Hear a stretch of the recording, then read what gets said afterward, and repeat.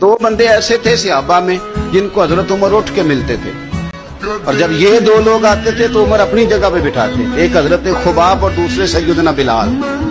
फरमाते थे उन्होंने तकलीफें सही हैं दीन के लिए। हजरत खुबाब लोहे का काम करते थे, उनकी मालकन उम्मे उम्मार बड़ी सख्त औरत थी, लोहे का काम करते थे।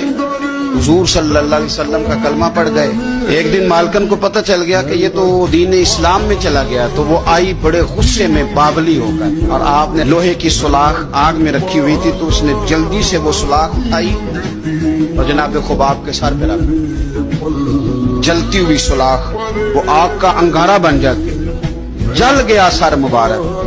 बड़ी तकलीफ में आए मेरे रसूल पाक सल्लल्लाहु अलैहि वसल्लम के हुजूर, अर्ज़ की हुजूर मैं तकलीफ में हूँ, मेरे लिए दुआ फरमाएं। हुजूर ने क्या जुमले कहे, कुर्बान जाए मदीने वाले की दुआओं पर, हुजूर की दुआओं पर भी कुर्बान। और मेरे आला हज़रत फरमाते हैं जब नबी पाक दुआ करते थे तो दुआ ऊपर नहीं जाती थी, कबूलियत नीचे आ जाती।